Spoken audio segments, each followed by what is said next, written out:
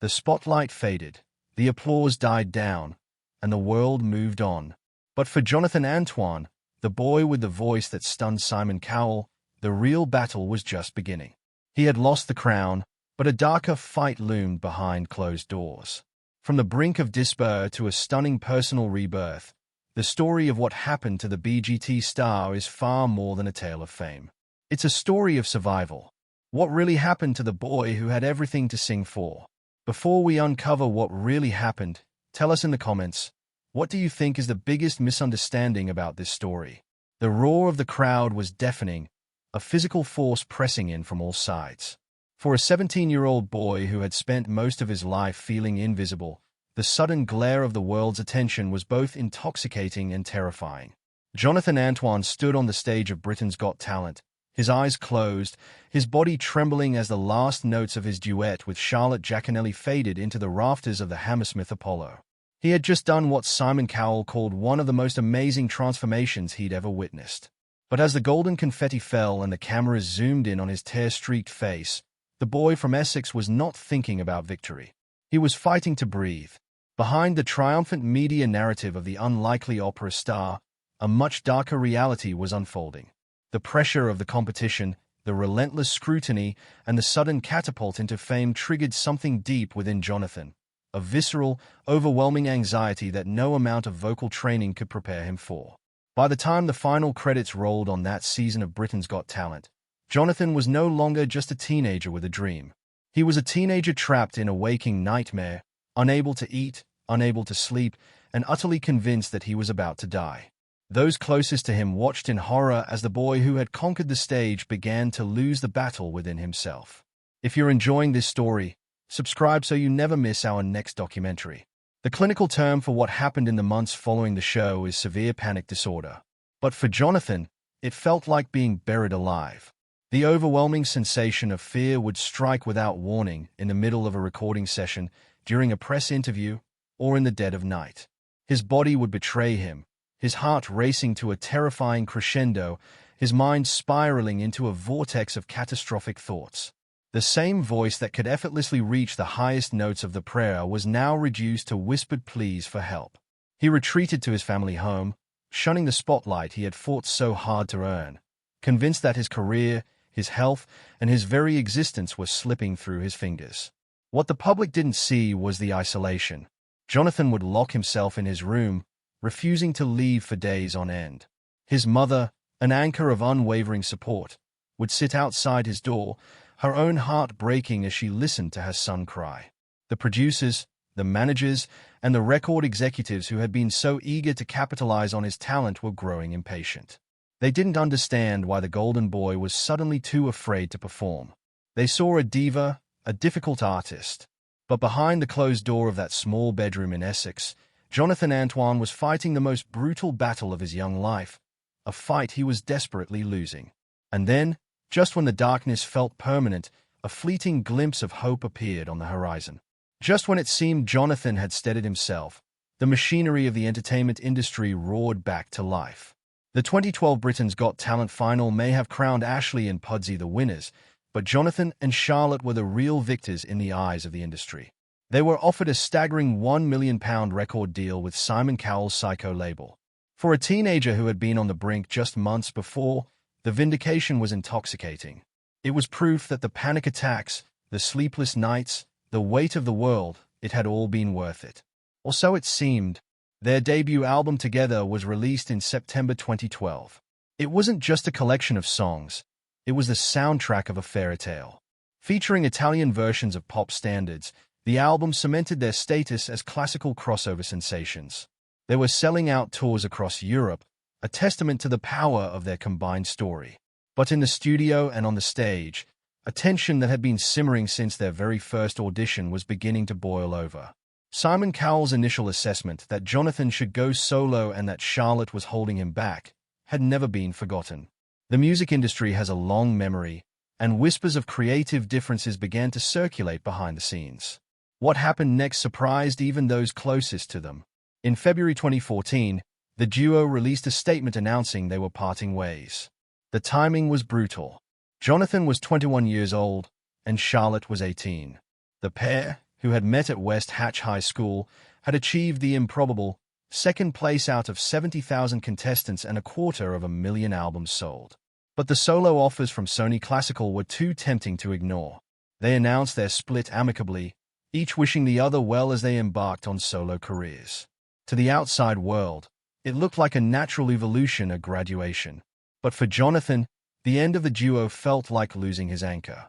He was suddenly standing alone in a storm. The responsibilities of a solo career descended upon him like an avalanche.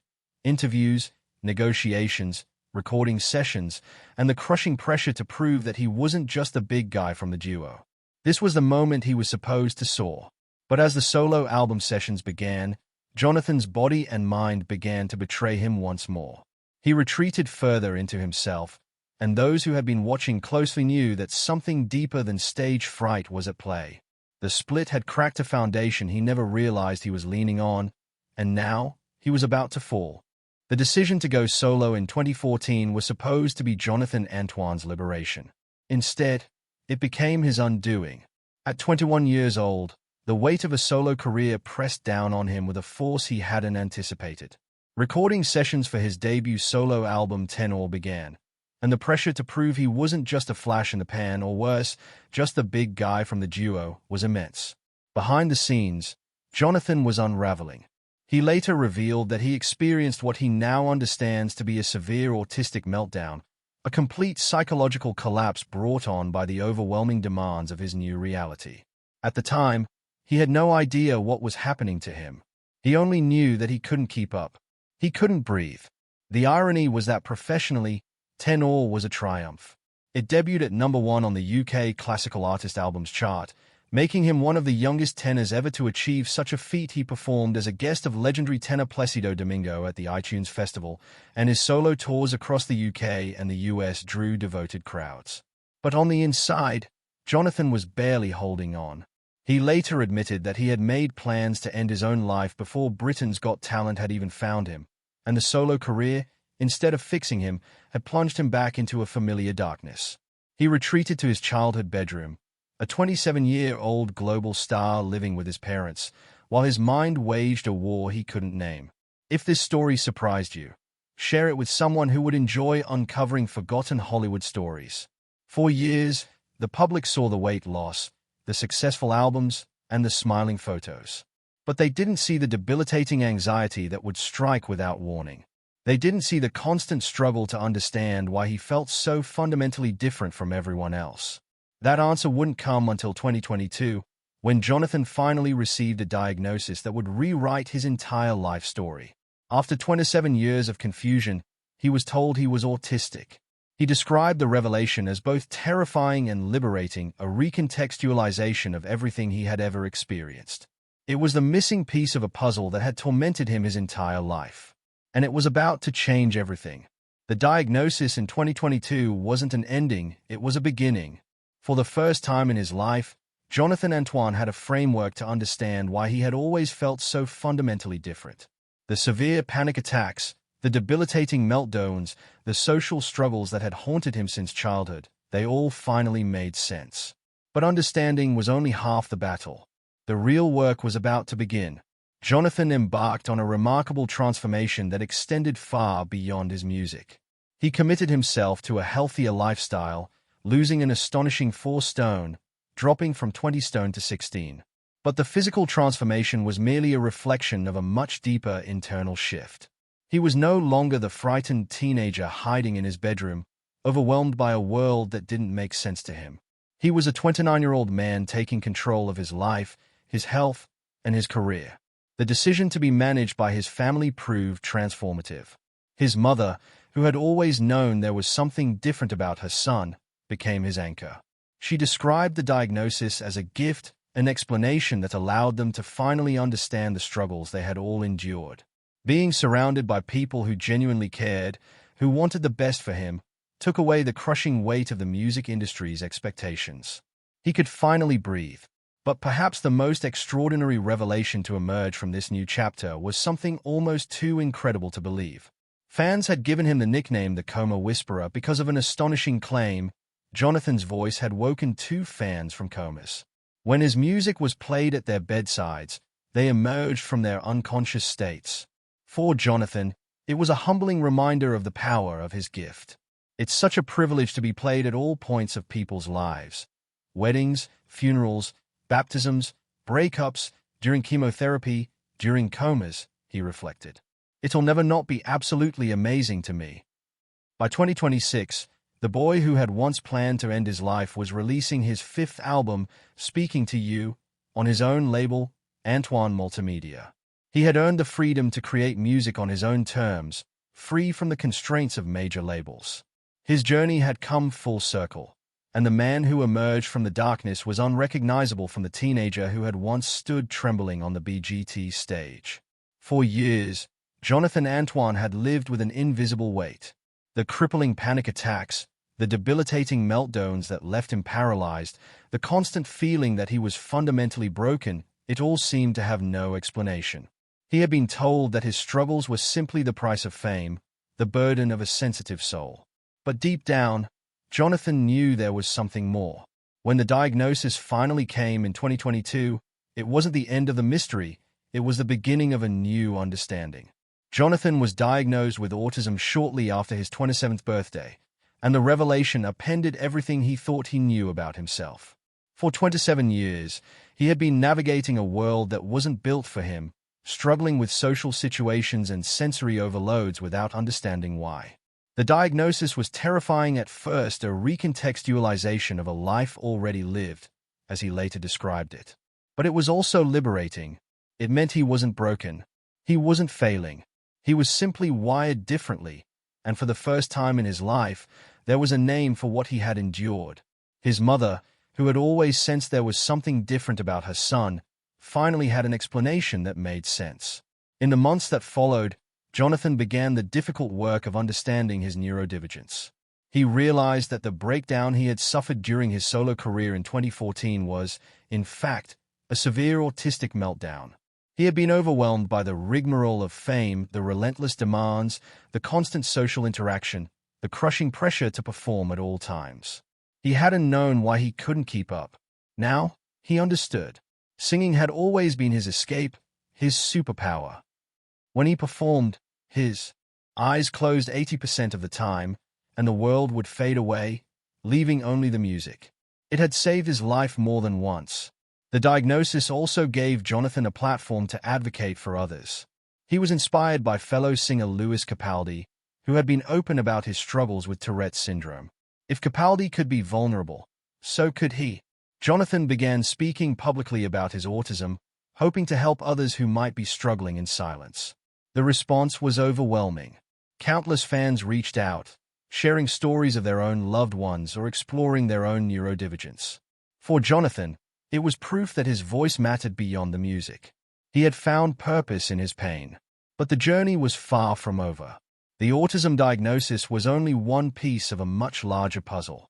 Behind the scenes, another, even more profound revelation was waiting to be uncovered. One that would explain the weight struggles, the depression, and the years of feeling like an outsider. It was a secret Jonathan had kept hidden for decades, and it would change everything he thought he knew about himself. For years, the narrative around Jonathan Antoine had been one of triumph over adversity. The boy who was bullied for his weight, who suffered a nervous breakdown before he ever stepped foot on the BGT stage, who battled crippling panic attacks and debilitating depression. He was the ultimate underdog story. But what the public didn't know was that the most profound struggle had been happening in silence, hidden behind closed doors and carefully guarded interviews. The autism diagnosis in 2022 was the key that unlocked everything. Jonathan had always known he was different. From the age of 4, he struggled with his weight, and by year 4, the bullying had become so severe that another student sat on him just to see how much he weighed. The trauma stayed with him for years. School was a nightmare. He was othered because of his size, and being neurodivergent made the social landscape almost impossible to navigate. He dropped out of school, directionless and consumed by severe depression. By 17, he had made plans to end his own life. Then came Britain's Got Talent. The show, and particularly Simon Cowell, saved him. Jonathan has been remarkably open about this. "I don't think I'd be here at all," he admitted. "I made plans to end my life. I had just dropped out of school with no actual prospects. I was directionless. At the very right moment, it picked me up out of the dirt. But the fame brought its own pressures. The rigorous schedule, the constant social interaction, the relentless demands of a solo career, it triggered what he now understands was a severe autistic meltdown in 2014. At the time, he had no idea what was happening to him. He only knew he couldn't keep up. For years, Jonathan's struggles were attributed to the pressures of fame. But his mother always knew there was something more. "I always knew there was something about him that was different," she later revealed. It didn't matter what it was, but to be able to explain it is the most important thing. When the diagnosis finally came in 2022, Jonathan was 27 years old. The recontextualization of a life already lived was terrifying, but it was also liberating. Suddenly, the breakdowns, the social struggles, the overwhelming sensory experiences, they all made sense. He wasn't broken. He was simply wired differently. And now, he was ready to tell the world. Today, the man who once trembled on the BGT stage stands taller than ever. Jonathan Antoine has shed not only 4 stone but the crushing weight of a decade of misunderstanding. The autism diagnosis in 2022 was the key that unlocked everything, providing an explanation for hardships that had haunted him for 27 years. He now understands that the breakdown he suffered in 2014 was an autistic meltdown, and that singing, his superpower, has been his lifeline all along. In March 2026, Jonathan released his 5th album, Speaking to You, on his own label, Antoine Multimedia. It's an album that reflects an artist at peace with himself, unafraid to be open, and excited to let the music reach people exactly where they are. The cover songs, including Jeff Buckley's Lilac Wine and Radiohead's No Surprises, are deeply personal choices, pieces that have accompanied him through the highs and lows. For Jonathan, this album represents both the closing and opening of a chapter. But perhaps the most extraordinary testament to his journey is the nickname fans have given him, the Coma Whisperer. Jonathan's voice has been credited with waking 2 fans from comas, and he calls it a privilege to be played at weddings, funerals, and during life's most vulnerable moments. It's a humbling reminder that his gift has touched lives in ways he never could have imagined. If you enjoyed this documentary, like the video and subscribe for more true celebrity stories every week. The boy who once made plans to end his life is now a man who speaks openly about his depression, his autism, and his weight loss journey, hoping to inspire others who feel as lost as he once did. He's still medicated, and he acknowledges that depression doesn't simply disappear. But with the support of his family and a new understanding of himself, Jonathan has found purpose. He is no longer letting life live him. He is grabbing the world with his hands. And as he looks to the future, he's learning to appreciate his voice in a way he never has before. "Every time I affect someone, I realize it again," he said. For Jonathan Antoine, the real victory was never the BGT crown, it was finding the strength to keep singing. The question now is, what will his voice say next? The autism diagnosis that came in 2022 could have been a prison sentence, a label that confined Jonathan to a box he never asked to be placed in. Instead, it became a key that unlocked a lifetime of confusion and self-doubt. For 27 years, he had felt different without understanding why. Now, for the first time, he had a framework that made sense of the depression, the overwhelming anxiety, and the inability to cope with the demands of fame. Jonathan described the experience as a recontextualization of a life already lived. It was scary to look back and see everything through a new lens, but it was also liberating. The breakdown he suffered in 2014, the one that had been attributed to the pressures of a solo career, was actually an autistic meltdown. The social struggles, the sensory overload, the overwhelming anxiety, they all had a name now. His mother had always known something was different. Now they both had an explanation. What Jonathan didn't expect was the peace that came with it. He had spent his entire life feeling like something was wrong with him. The diagnosis didn't change who he was, but it changed how he saw himself. He wasn't broken. He was simply wired differently. And that difference, he realized, was also the source of his gift. The intensity, the depth of emotion, the way he could close his eyes and disappear into the music, it was all part of the same neurodivergence that had made life so difficult. In the months after the diagnosis, Jonathan began advocating for others like him. He spoke about his experiences, sharing the journey so that other people struggling in silence might find the same clarity he had. The filter of our perception generates necessary atypicalities, he wrote on Instagram. We all get our own little matrix hidden just behind our eyes, and we each see a different tint over the real world. So be kind, look a while through someone else's glasses, and revel in how beautifully different we each are. It was a message that resonated far beyond his fan base. For a man who had once planned to end his life, finding purpose in advocacy was a transformation beyond any physical change. But the most remarkable chapter of his story was still unfolding, the release of his most personal album yet.